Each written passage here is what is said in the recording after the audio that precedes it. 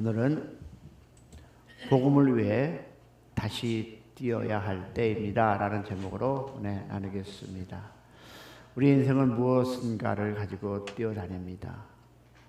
근데 이제 우리가 복음을 위해서 한번 뛰어가자 라는 그런 말씀 안에 거하기를 원하는 마음으로 오늘 복음을 위해 다시 뛰어야 할 때입니다 라는 제목으로 나눌 텐데요. 우리가 느헤미야 1장 4절 말씀을 다 같이 한 목소리로 봤습니다. 시작. 내가 이 말을 듣고 앉아서 울고 수일 동안 슬퍼하며 하늘의 하나님 앞에 금식하며 기도하여. 아멘. 성도 여러분, 우리는 지금까지 많은 것을 배워왔습니다. 여기 앉아 계신 분들을 보면 그래도 오랜 세월 신앙생활을 하신 분들이 앉아 있는데요. 많은 설교도 들었고 많은 성경 공부도 했고 수많은 예배를 우리는 드렸습니다. 그런데 오늘 하나님께서 우리에게 물으시는 질문이 있습니다. 뭘까요? 그래서 너가 그 많은 말씀을 듣고 설교도 듣고 이곳에 가서 어울리기도 하고 공부도 하고 그랬는데 그래서 and then what? 무엇을 할 것인가? 물어보고 있습니다. 목사님도 있고 사모님도 있고 안수지사님도 있고 전도사님도 있습니다. 그런데 어떡하란 말이냐? 그 많은 것을 너희들이 알고 함께 했는데 이제 무엇을 할 것인가? 얼마나 오래 믿었느냐가 아닙니다. 얼마나 많이 하느냐가 아닙니다. 얼마나 그 많은 직분을 가졌느냐가 아닙니다. 장로인가 권사인가 집사인가 목사인가 그것보다 중요한 질문이 이겁니다. 뭘까요? 복음을 위해 지금 무엇을 하고 있는가? 어제 기도회를 하면서 저는 너무 감사했습니다. 그런데 so what? 그래서 우리는 무엇을 할 것인가 라는 것을 한번 생각해 보는 그런 새벽 될 수 있기를 소망합니다. 왜냐하면 복음은 듣기만 한 것이 아닙니다. 살아내는 것이기 때문입니다. 할렐루야. 알기만 하는 것이 아니라 전하는 것이기 때문입니다. 할렐루야. 많은 목사님들 너무 안일하십니다. 집사님들은 나름대로 나가서 전도사님들은 나름대로 나가서 전도지도 나누고 하는데 목사님들은 뭐하고 있습니까? 사무실에 앉아서 나는 리타일했으니까. 그래서 오늘 말씀은 우리에게 아주 중요한 도전을 줍니다. 뭘까요? 안주하는 신앙에서 벗어나 복음을 위해 다시 뛰라 말하고 있습니다. 할렐루야. 우리는 너무 안주하고 있습니다. 그래서 신앙생활의 가장 무서운 적은 뭘까요? 안주입니다. 많은 사람들은 고난이 신앙생활의 적이라고 생각합니다. 질병이 적이라고 생각합니다. 나는 몸이 너무 약해요. 가난이 적이라고 생각합니다. 나는 돈이 없어요. 그런데 여러분 성경은 다르게 얘기하고 있습니다. 오히려 고난은 우리를 하나님께로 다가게 합니다. 질병은 우리를 기도하게 만듭니다. 가난은 우리를 겸손하게 만듭니다. 진짜 무서운 적은 뭘까요? 안주입니다. 술 먹으러 가서 그 먹는 안주가 아니라 안주. 여러분 안주하는 신앙은 뭘까요? 더 이상 기도하지 않습니다. 더 이상 도전하지 않습니다. 더 이상 꿈꾸지 않습니다. 더 이상 영혼을 위해 울지 않습니다. 그저 지금 이대로가 좋다고 생각합니다. 이것이 영적으로 가장 위험한 상태입니다. 왜냐하면 안주하는 순간 성장은 멈추기 때문입니다. 저는 이런 이야기 들을 때 참 가슴이 아픕니다. 내 나이 또래 위탈해서 목사님들이 여행 다닙니다. 해야죠. 당연히 고생했으니까. 그러나 그들의 안주는 어떻다? 그 자리에서 멈추고, 그들은 목사의 사명이 아니라 이제 힘들었으니까. 저는 목사는 여러분, 하나님을 믿는 자녀들은 여러분, 우리의 안주의 생활을 하시면 안 됩니다. 할렐루야. 왜? 성장이 멈추기 때문입니다. 그러면 비전은 어디서? 거룩한 불만으로 시작됩니다. 보니까 느헤미야는 왕의 술관이었습니다. 당시 최고의 직업을 가진 하나였습니다. 안정된 삶을 살았습니다. 성공한 사람이었습니다. 그러나 어느 날 예루살렘의 성이 무너졌다는 소식을 들었습니다. 그때 느헤미야는 이렇게 말하지 않았습니다. 에이, 그건 내일이 아니잖아. 누군가 하겠지. 나는 지금 바쁜 사람이야. 그러지 않았습니다. 그는 울었습니다. 그는 금식했습니다. 기도했습니다. 왜일까요? 하나님의 마음이 그의 마음에 들어왔기 때문입니다. 할렐루야. 여러분, 이것이 거룩한 불만입니다. 불평이 아닙니다. 원망이 아닙니다. 하나님의 마음으로 현실을 바라보았다는 것입니다. 할렐루야. 우린 이야기들 하죠. 우리 교회가 더 부흥. 그 부흥을 위해서 무엇을 하셨습니까? 아니, 무엇을 하고 계실 것입니까? 현실을 바라보며 하나님의 복음을 위해서 다시 한번 하나님의 복음을 위해서 뛰는 우리 모두가 되기를 축복합니다. 여러분, 복음도 발로 뛰는 사람이 전합니다.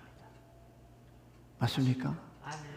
기도한다고 당연히 하나님이 하시겠지만 발로 뛰는 사람을 통해서 하나님은 그 교회를 성장시키리라 믿습니다.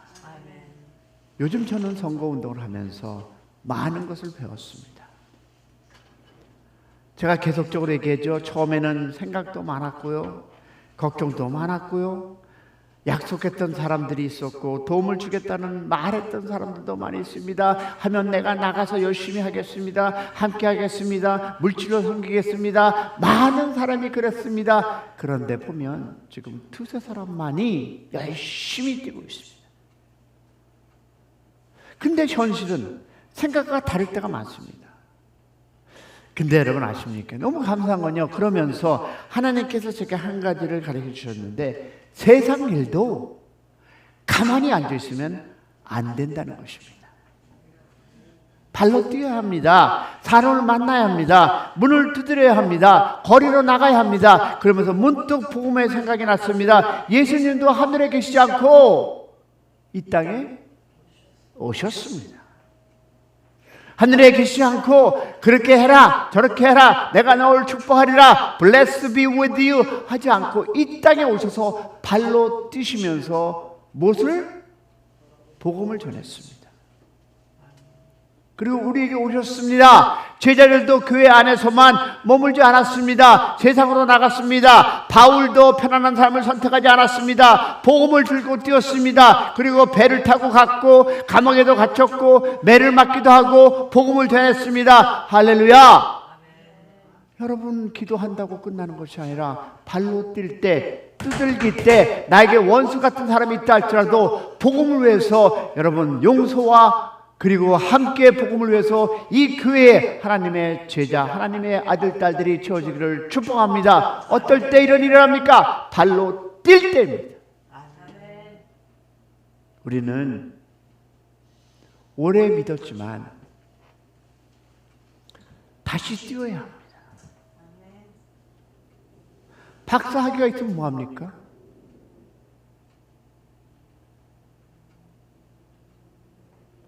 오래 신앙을 갖고 있으면 뭐합니까? 발로 뛸 때 하나님의 복음이 우리의 삶을 통해서 전해지리라 믿습니다. 우리 가운데도 여러분, 우리 가운데 여기 있는 분들입니다. 신앙생활을 수십 년 하신 분들, 아니 나보다 더 오래 하신 분들이 앉아 있습니다. 여러분은 귀한 믿음의 선배들입니다. 그런데 하나님께서는 우리에게 묻습니다. 뭐라고?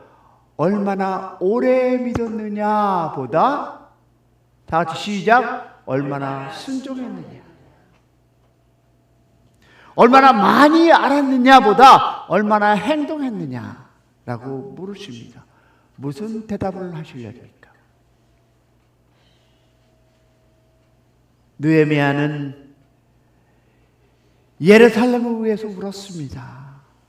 그러나 울기만 하지 않았습니다. 기도했습니다. 그러나 기도만 하지 않았습니다. 일어났습니다. 그리고 성벽을 세웠습니다. 할렐루야. 우리도 일어나서 기도하는 것으로 끝나는 것이 아니라, 걱정하는 것으로 끝나는 것이 아니라, 서로에게 격려하는 것으로 끝나는 것이 아니라, 믿음을 위해서 발로 뛰는 우리의 인생 되기를 주님의 이름으로 축원합니다. 꼭 우리 교회에 오지 않더라도 복음을 위해서 나가서 전하시기를 주님의 이름으로 축복합니다. 그래서 우리도 복음을 위해서 다시 뛰어야 합니다. 오늘날 많은 교회들의 문제는 복음을 모르는 것이 아닙니다. 너무 잘합니다. 교회에서도 하나님 얘기를 하면 너무 잘합니다. 성경 구절도 리사이클 하면서 이렇습니다. 하나님이 이렇게 말씀했습니다. 우리 성경 공부하면서 자기의 이론을 얘기합니다. 교회는 이래야 합니다. 너무너무 많이 합니다. 잘합니다. 많이 설교도 들었습니다. 성경도 많이 읽었습니다. 문제는 행동입니다. 복음을 위해, 한 영혼을 위해 눈물을 흘리지 않는 것이 지금 현재 아니겠습니까? 기도하지 않습니다. 움직이지 않습니다. 그래서 오늘 하나님께서 우리에게 묻습니다. 다시 일어나라, 다시 뛰어라, 다시 복음을 붙들라. 할렐루야. 성도 여러분, 우리의 나이가 중요한 것이 아닙니다. 세상 노래도 있지 않습니까? 뭐라 그렇습니까?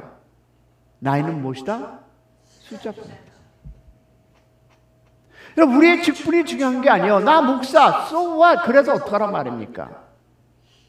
나 집사, 그래서 어떡하라고? 전도사, 그래서 어떡하라고? 여러분, 우리의 직분이 중요한 것이 아닙니다. 하나님 나라에는 은퇴가 있다 없다? 없습니다. 근데 왜 은퇴했다고 놀러만 다니십니까? 은퇴해야 된다고 하십니까? 여러분, 은퇴는 하나님 나라에는 없습니다. 할렐루야.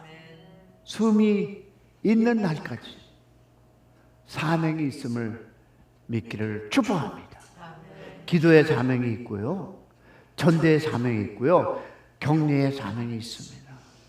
그리고 중요한 것은 복음을 전할 사명입니다. 할렐루야. 많은 사람들이 그럽니다. 리타이어하고 나서 놀러 다녀야지. 끝까지 복음을 위해서 붙잡는 그런 우리의 인생, 그런 여러분이 되기를 축복합니다. 저는 우리 와이프에게 혼날 말을 여러분에게 나눴는데, 저는 계속 복음을 위해서 뛸 겁니다. 왜? 복음만이 우리에게 주신 하나님의 은혜입니다. 저 십자가만이 우리에게 주시는 복음의 진리임을 믿기를 소망합니다. 느헤미야는 왕궁의 편안함보다 하나님의 비전을 선택했습니다. 안주보다 사명을 선택했습니다. 편안함보다 순종을 선택했습니다. 그리고 하나님은 그를 통해 무너진 예루살렘을 다시 세웠습니다. 할렐루야. 여러분을 통해서 하나님의 교회가 다시 세워지기를 주님의 이름으로 축복합니다. 우리도 결단해야 합니다. 오래 믿는 신앙보다 어디에서 살아 움직이는 신앙으로, 듣기만 하는 신앙에서 행동하는 신앙으로, 안주하는 신앙에서 복음 위에 다시 뛰는 신앙으로, 그리고 오늘 주님께 우리가 섰을 때 오래 믿었구나, 좋아가 아니라 무엇을? 착하고 충성된 종아, 잘했다, 이런 칭찬을 받는 우리 모두가 되기를 주님의 이름으로 축원합니다.